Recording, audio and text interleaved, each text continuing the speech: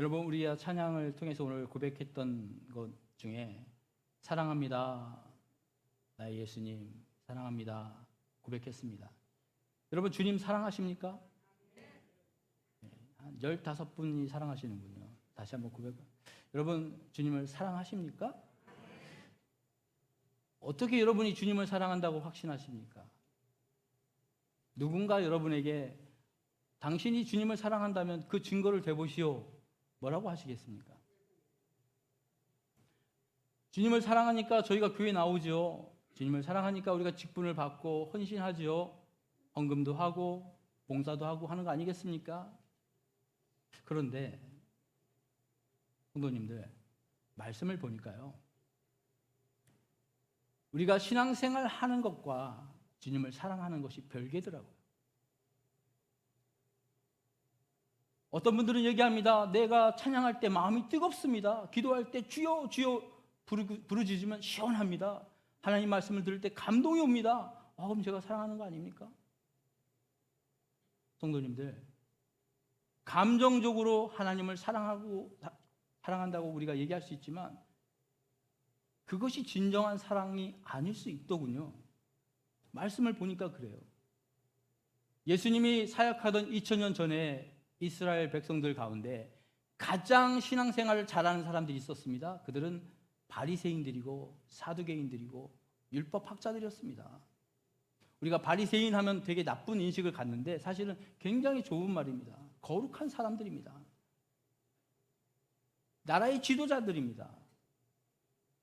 말씀을 많이 알고 가르치고 그 말씀대로 살려고 애쓰는 사람들이었어요. 그런데 예수님께서는 놀랍게도 그들에게 뭐라고 부르냐면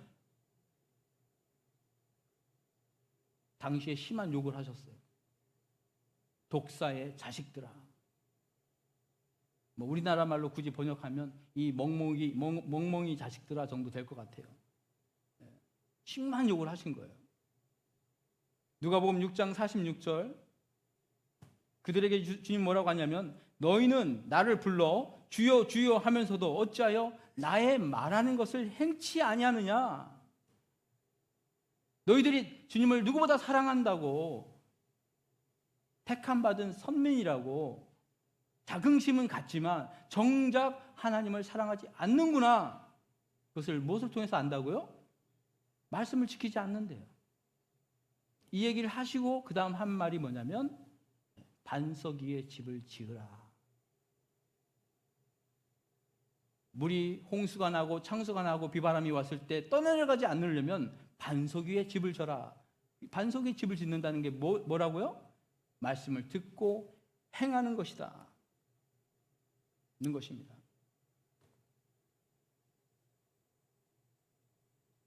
우리가 주님을 사랑한다고 고백합니다. 그러나 그 사랑을 무엇으로 증명할 수 있는가? 요한 사도가 잘 설명하고 있습니다. 요한 사도가 요한복음 14장에 이런 말을 합니다. 너희가 내 이름으로 무엇이든 구하라 내가 행하리라. 얼마나 멋진 말입니까? 여러분이 기도하시면 하나님이 그 기도를 들으시고 우리 주님께서 행하시겠대요. 무엇이든지 구하면 대박 아닙니까? 바로 로또 사러 가야 되는 거 아닙니까? 네? 주님, 기도하면 다 이루어주시는 겁니까? 그런데 이 말씀을 하실 때 조건이 있었어요. 11절에 보니까 아버지 안에 내가 거하는 것처럼 너희도 안에 거하면 너희가 내 이름으로 무엇이든지 구하라 그리하면 내가 행하겠다. 아버지 안에 거하지 않고 내 말 안에 거하지 않는 사람은 해당이 안 된다는 겁니다. 그럼 무엇이 아버지 안에 거하는 것이고 무엇이 아버지가 내 안에 거한다는 말인가? 요한복음 14장 21절 같이 읽겠습니다. 시작. 나의 계명을 가지고 지키는 자라야 나를 사랑하는 자니 나를 사랑하는 자는 내 아버지께 사랑을 받을 것이요 나도 그를 사랑하여 그에게 나를 나타내리라. 간단합니다. 누가 하나님을 사랑하는가? 누가 보이지 않는 하나님을 사랑하는가? 바로 그 하나님의 말씀과 계명을 지키는 자가 하나님을 사랑하는 사람이래요. 그 말씀을 지키는 자가 하나님 안에 거하는 사람이래요. 그 말씀을 지키는 자가 하나님이 우리 안에 거하는 거래요. 예수님께서 그 삶을 통하여 보이십니다. 그리고 마지막 다락방 강화, 다락방에서 마지막 수업을 하면서 이 얘기를 하는 거예요. 내가 하나님의 말씀을 다 지키었고 그 말씀대로 행했다. 그렇기 때문에 아버지가 나를 알고 내가 아버지를 안다. 아버지가 내 안에, 내가 아버지 안에 있다. 너희도 내가 행한 것처럼 내 안에 있고 내가 너희 안에 있도록 하라. 어떻게 해요? 내 말을 다 지켜 행하라는 것입니다. 그러므로 성도님들, 오늘 말씀의 주제는 이겁니다. 우리가 어떻게 보이지 않는 하나님을 믿고 사랑할 수 있는가? 바로 하나님의 말씀을 지키는 자가 되어야 한다는 줄 믿으시기 바랍니다. 오늘 우리가 읽은 이 말씀은 사실 마태, 마가, 누가 이 공관 복음에 다 나오는 말씀이에요. 예수님께서 사역을 시작하실 때 이스라엘의 북쪽에 있는 갈릴리 바다, 디베랴 바다라고도 부르죠. 그 바닷가에서 사역을 하셨어요. 그 시골 동네, 어촌 동네, 못 사는 동네, 거기서 사역을 시작하셨죠.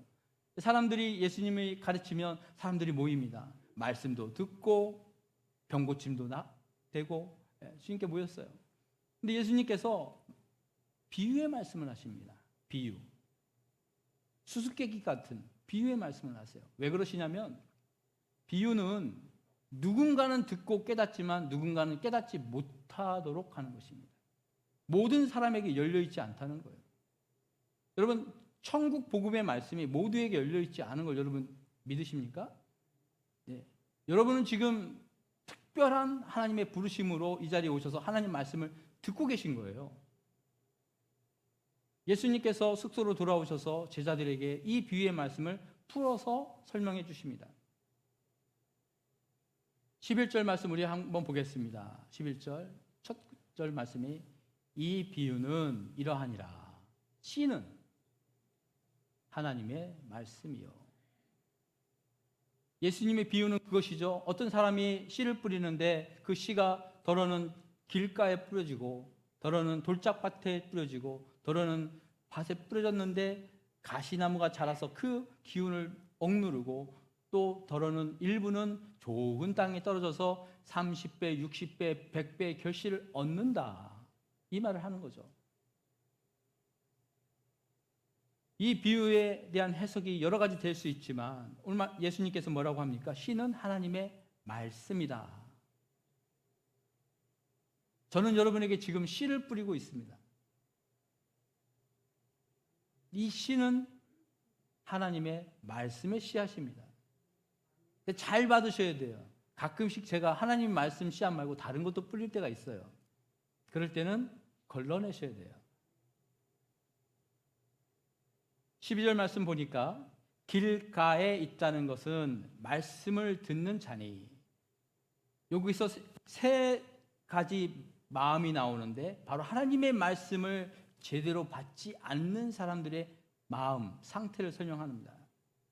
뭐라고 합니까? 길가에 있다는 것은 말씀을 듣는 자니 이에 마귀가 가서 그들이 믿어 구원을 얻지 못하게 하려고 말씀을 그 마음에서 빼앗는데요. 우리 말씀을 듣는 사람들 가운데 첫 번째 나타나는 유형이 뭐냐면 말씀을 빼앗기는 사람들이에요. 여러분, 우리가 예배하고 지금 설교 말씀을 듣고 있거든요. 여러분 제 얼굴 보이십니까? 저도 여러분 얼굴이 보이거든요. 놀라운 것은 여러분 한 분 한 분이 다 보여요. 여러분 표정이 다 보여요. 정말 우리 교회에 와서 제가 설교하면서 늘 힘이 되는 것은 우리 정 집사님 앞에 계신데 연세가 그렇게 많은 우리 원로 장로님들 또 어르신들이 자세를 틀어가지고 저를 딱 보시고 지금도 보고 계신데 말씀을 집중하며 듣는 모습에 제가 감동을 받아요. 많은 사람들이 말씀을 듣지만 자기가 그 말씀을 빼앗기고 있다는 걸 모르고 말씀을 들어요. 왜 빼앗깁니까? 뿌려진 곳이 사람들이 다니는 길이에요. 분주하게 사람들이 다닙니다. 그 발로 그 씨앗을 차냅니다. 밟기도 합니다. 마태는 이 말씀을 뭐라고 하냐면 말씀을 듣고 깨닫지 못하는 사람들, 그럴 때 빼앗긴다라고 설명했습니다. 마가는 뭐라고 하냐면 그 말씀을 들었을 때 즉시 사단이 와서 빼앗아간다요. 저는 여러분에게 사단, 마귀, 귀신에 대해서 설명하기를 주저하지 않습니다. 어떤 분들은 그런 얘기하면 되게 오해하시고 우리 목사님 이상한데 이렇게 생각하시는데요. 성경에 분명히 기록된 말씀이에요. 예수님 사역의 큰 부분이 마귀를 쫓아내고 귀신을 쫓는 사역이었거든요. 영국의 유명한 기독교 학자, 작가가 C.S. 루이스라고 있어요. 이 C.S. 루이스가 나니아 연대기라는 소설도 쓰신 분인데 그분이 쓴 책 가운데 마귀의 쥐령이라는 책이 있거든요. 원 책은 이제 스크루테이프 레러인데 마귀 삼촌이 마귀 대장이 자기 조카 워무드라는 조카 마귀한테 편지를 써요. 편지를 뭐라고 하냐면 야 기독교인들이 우리 존재를 모르게 해라. 우리의 귀신에 대해서 얘기하지 않도록 해라 하면서 편지를 쭉 쓰는 내용이 그 책입니다. 나중에 기회가 되시면 한번 읽어보시기 바랍니다. 그 C.S. 루이스가 뭐라고 얘기하냐면 성도들이 두 가지 실수를 하는데 첫 번째는 뭐냐면 마귀와 귀신을 무시하는 거예요. 그게 실수라는 거예요. 두 번째 실수는 뭐냐면 지나치게 관심 있는 거예요. 지나치게 마귀와 귀신에 관심 있는 이 두 가지가 다 잘못이에요. 근데 분명한 것은 무엇이냐면 성도 여러분, 우리가 예배할 때 가장 이 시간 긴장하는 존재들이 있는데 바로 마귀요 귀신인 줄 믿으시기 바랍니다. 그리고 여러분이 말씀 들을 때 여러분 말씀 듣지 못하도록 그 말씀 빼앗아 가려고 열심히 노력하고 있어요. 지금 분주하게 일하고 있어요. 우리는 말씀을 들을 때요 마치 은행에 가서 적금을 찾는 사람의 마음으로 인출기에서 돈을 받은 다음에 주머니에 넣고 어떻게 합니까? 주변에 아무도 없는데도 혹여나 누가 볼까? 혹여나 이거 누가 뺏어가는 거 아닌가? 조심조심 나오지 않겠습니까? 사랑하는 성도 여러분, 하나님을 사랑하시면 주님의 말씀을 들을 때 혹여나 이 말씀을 빼앗기지 않을까? 긴장하시고 그 말씀을 받아들이시는 저와 여러분 되기를 주님의 이름으로 축원합니다. 사람들은 마치 신장로에 사람들이 많이 왔다 갔다 하는 것처럼 그 마음에 분주합니다. 생각이 많습니다.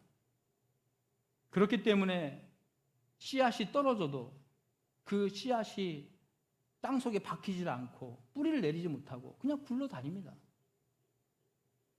아무리 오랫동안 교회를 다녀도 늘 마음이 분주하고 주님께 나와서 예배 드리는 가운데 세상 걱정, 염려 이런 것들 하면 우리의 모든 말씀이 내 앞에 떨어져도 다 마귀가 그것을 빼앗아가는 것입니다. 그렇기 때문에 말씀을 들을 때 우리의 태도가 정말 중요합니다.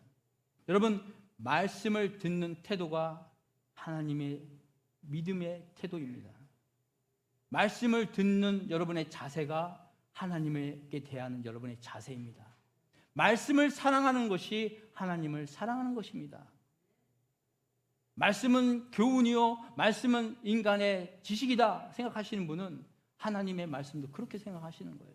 그러나 하나님의 말씀은 온 우주를 말씀으로 창조하신 그 능력의 말씀이요, 우리가 읽는 말씀이 바로 하나님이시다. 인격의 하나님이 바로 말씀이다. 요한 사도가 요한복음 1장에 말씀한 그 말씀으로 깨닫는 저와 여러분 되기를 축원합니다. 두 번째 마음은요, 어떤 사람인가? 말씀을 들을 때 감정적으로만 받아들이시는 분들이에요. 13절 우리 한번 같이 읽습니다. 시작. 바위 위에 있다는 것은 말씀을 들을 때에 기쁨으로 받으나 뿌리가 없어 잠깐 믿다가 시련을 당할 때는 배반하는 자요. 이런 마음은요, 말씀을 들을 때요, 감정적으로 민감하게 반응해요. 아멘 하고 은혜를 받아요. 오늘 말씀 정말 좋구나. 어디 더 좋은 말씀 없을까? 부흥에 쫓아다니고요. 요즘은 또 유튜브 좋으니까 유튜브를 통해서 또 좋은 말씀 찾아 읽고요. 말씀을 기쁨으로 받는데요. 중요한 것은요, 감정도 중요하지만 감정으로만 받으면 그 말씀의 뿌리가 내리질 않습니다.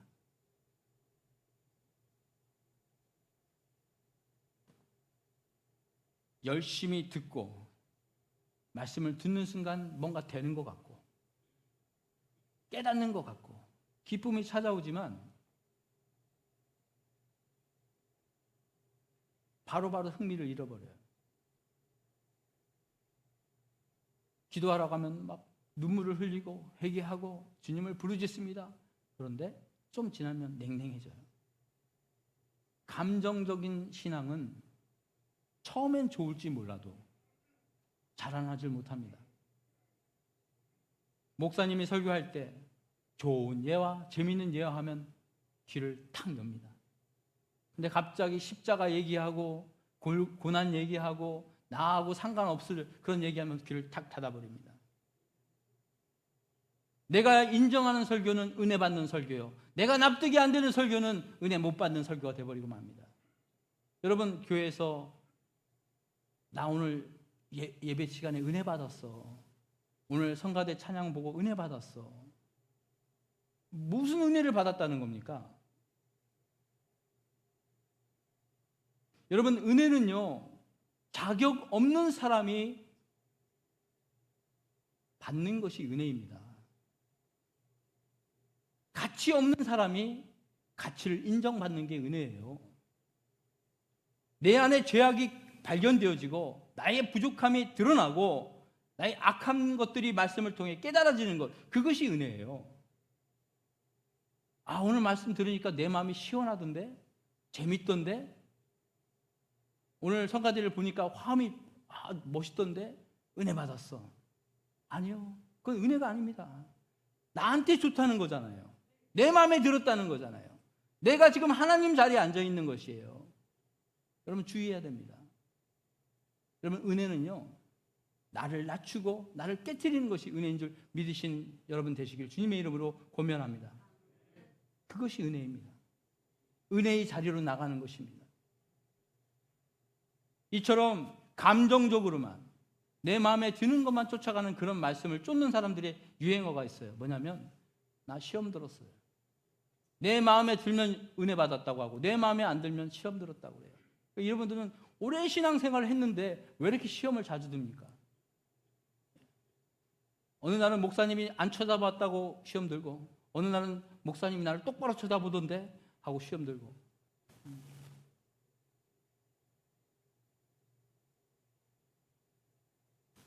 대표적인 사람이 누구냐면 베드로입니다. 베드로는 누굽니까? 예수님의 수제자 아닙니까? 무슨 말만 하면 제일 먼저 달려가죠. 예수님이 바닷가에서 오시는 것 같은데 할 때 베드로는 이미 몸을 물에 던지고 예수님께 찾아가는 사람입니다. 열정적으로 예수님을 믿는 사람이에요. 예수님이 너희들은 나를 누구라 하느냐? 주님, 제일 먼저 대답하죠. 주는 그리스도시요 살아계신 하나님의 아들이십니다. 정답을 얘기하죠. 그런데 바로 그 순간 내 마음에 들지 않은 얘기를 예수님이 하시니까 화를 냅니다. 예수님, 그런 게 어디 있습니까? 예수님이 왜 죽어요? 예수님이 왜 십자가 집니까? 그러면 안 됩니다. 예수님께서 뭐라고 합니까? 사단아, 내 뒤로 물러나라. 너를 나를 넘어뜨리는 자다. 감정적으로 신앙생활을 하는 사람들은요, 좋을 때 좋은데 환난과 고통이 오면 어떻게 됩니까? 금방 배반한다고 합니다. 왜 그렇습니까? 마가는요, 그 속에 뿌리가 없기 때문에 그렇다라고 설명합니다. 마가복음 4장 17절 나옵니까? 제가 읽어보겠습니다. 마가복음 4장 17절. 그 속에 뿌리가 없어 잠깐 견디다가 말씀으로 인하여 환난과 박해가 일어날 때는 곧 넘어지는 자요. 여기서 중요한 것은요, 우리가 말씀을요, 사람의 교훈으로 들을 때는요, 환난이 없습니다. 고난이 없어요. 그런데 하나님의 말씀을 정말 하나님의 말씀으로 받아들이는 그 순간 환난과 고난이 찾아옵니다. 역경이 찾아옵니다. 여러분, 진정 말씀을 하나님의 말씀으로 믿으십니까? 반드시 환난과 고난이 찾아옵니다. 반드시. 왜 그럴까요? 말씀이 살아 움직이기 때문에 그렇습니다. 말씀이 우리 안에 들어와서 심령을 쪼개고 골수를 쪼개고 여러분을 변화시키는데 아무런 환난이 없다고요? 아무런 고통이 없다고요? 잘 생각해 보셔야 됩니다. 아, 내가 오늘 말씀을 하나님 말씀으로 내가 들었다. 이것을 내 삶에 적용해야겠다. 그 순간 환난이 찾아옵니다. 바로 내 옆에 있는 사람이 나를 시험합니다. 정말 내가 그 말씀을 받아들였는지 안 들였는지 환난이 오고 고통이 찾아오는 거예요. 이런 사람들은 바로 넘어집니다. 베드로가 예수님을 부인하고 도망갔던 것처럼. 세 번째는요, 어떤 유형이냐? 말씀을 잘 들어요. 말씀을 잘 적용합니다. 대부분 이런 분들은 신앙생활 오래 하신 분들이에요. 하나를 들으면 열을 깨닫습니다. 아, 저 말씀은 여기 적혀 있는 거고 저기 적혀 있는 거고, 그렇지, 이 말씀은 좋은 말씀이네. 문제는 그렇게 말씀을 잘 듣고 자기 삶으로 돌아가서 금방 유혹에 넘어지는 사람들입니다. 14절 같이 읽겠습니다. 시작. 가시떨기에 떨어졌다는 것은 말씀을 들은 자이나 지내는 중 이생의 염려와 재물과 향락의 기운이 막혀 온전히 결실하지 못하는 자요. 하나님은 크신 분입니다. 근데 하나님은 멀리 계신 것 같아요. 하나님도 크지만 내가 가지고 있는 염려와 고민이 더 커요. 하나님을 사랑합니다. 그러나 여전히 세상도 사랑합니다. 예배하는 거 즐겁습니다. 그러나 여전히 내가 즐기는 세상 오락과 향락도 즐겁습니다. 주의 집에서 누리는 모든 것도 기쁘고 즐겁지만 교회 밖에서 즐기는 것들이 너무 좋아. 이런 분들은 그 말씀이 밭에 떨어져도 씨앗이 발아돼서 자라도 함께 그 밭에 있는 가시나무에 결국 그 기운이 눌린다는 것이죠. 여러분, 신앙생활을 오래 하셨습니까? 오래 교회 다니셨습니까?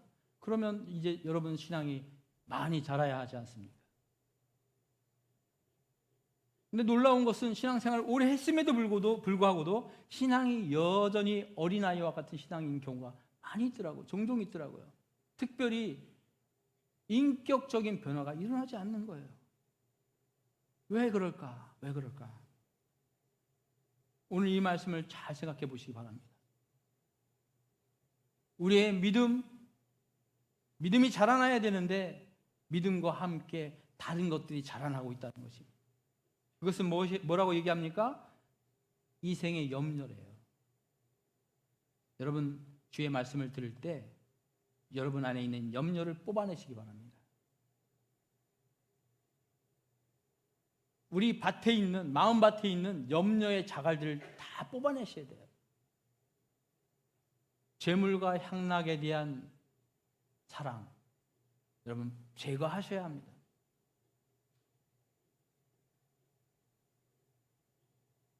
다른 복음서에 보면 욕심이라고도 또 설명되어 있습니다.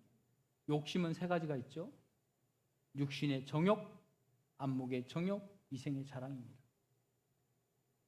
우리 안에 이러한 것들이 있으면 하나님의 말씀을 들어도 은혜를 받아도 집으로 돌아가는 순간 유혹에 빠지는 것입니다. 성경은 죄로 달려가는 발이 빠르다 이렇게 표현합니다. 어떻게 하면 그런 유혹을 이길 수 있을까요? 주님을 향한 사랑이 그 유혹을 이기게 한다고 저는 믿습니다. 여러분 중에 혹시 중독에 빠진 분 계십니까? 중독이라는 것은 어떤 것에 묶여 있는 거예요. 그것을 사랑하는 거예요. 중독을 끊는 방법 중에 가장 좋은 방법은 더 좋은 것을 사랑하는 것입니다. 여러분, 아이들이 게임 중독하는 경우 있거든요. 그거 아무리 말려보세요. 절대 못 벗어납니다. 게임보다 더 재미있는 것을 경험하게 해주세요.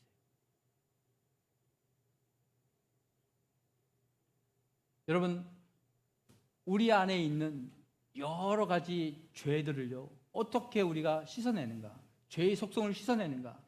성령 충만하시길 주님의 이름으로 권면합니다. 어떻게 성령 충만하는가? 기도와 말씀으로 거룩히 지느니라.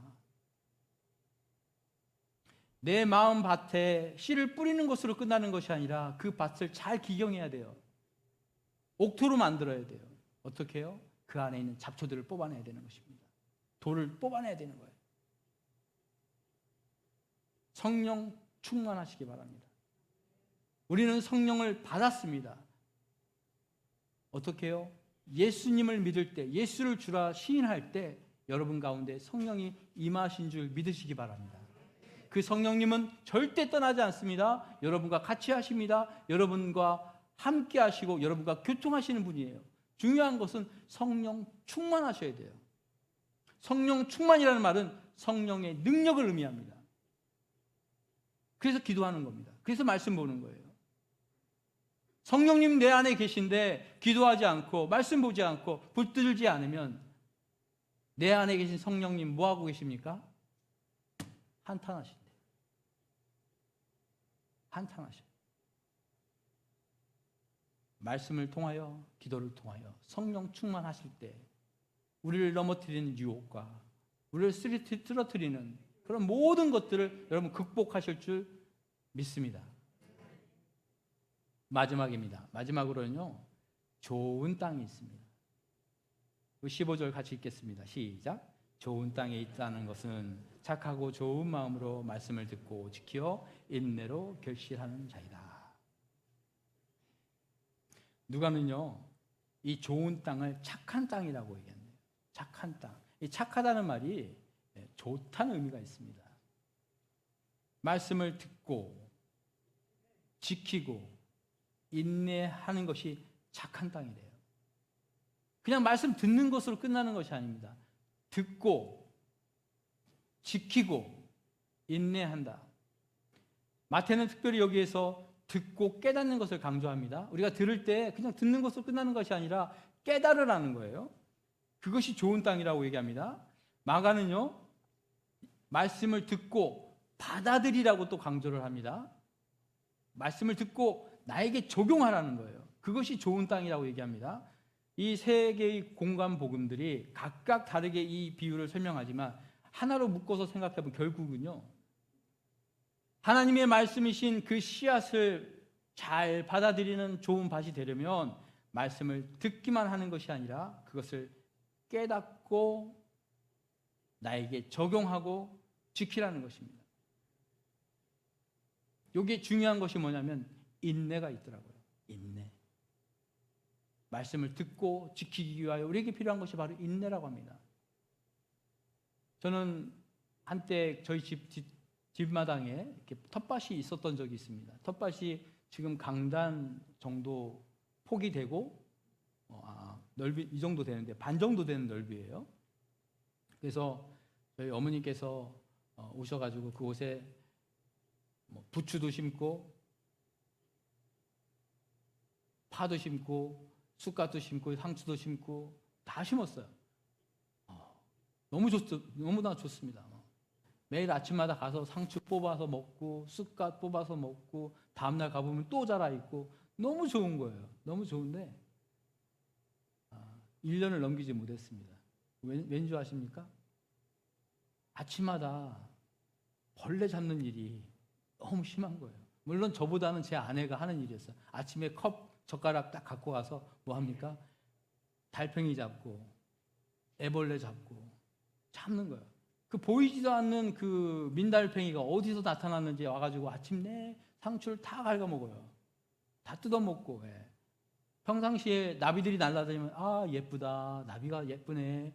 나중에 보니까 그 나비들이 알을 낳아가지고요, 그 조만한 눈에도 잘 안 보이는 그 유충들이 나와서 그걸 다 갉아먹습니다. 근데 깨달았습니다. 아, 우리 신앙생활도 이렇겠구나. 그냥 내버려 둔다고 자라는 게 아니구나.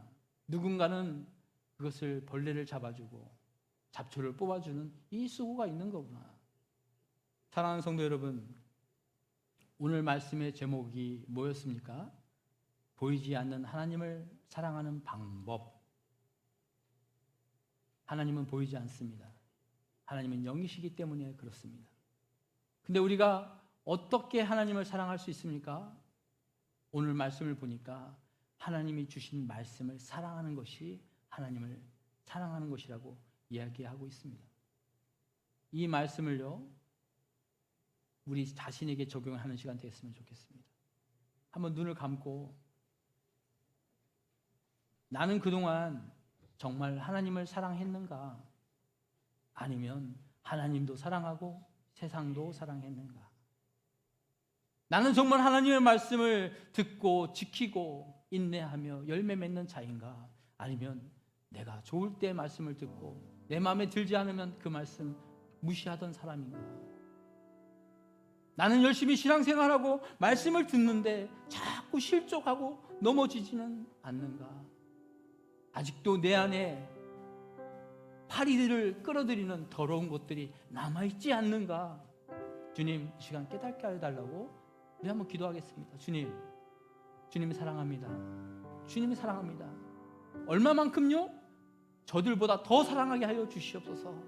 세상의 그 모든 것보다도 주의 말씀을 사랑하는 자들 되게 해 주십시오. 우리 이 시간 한번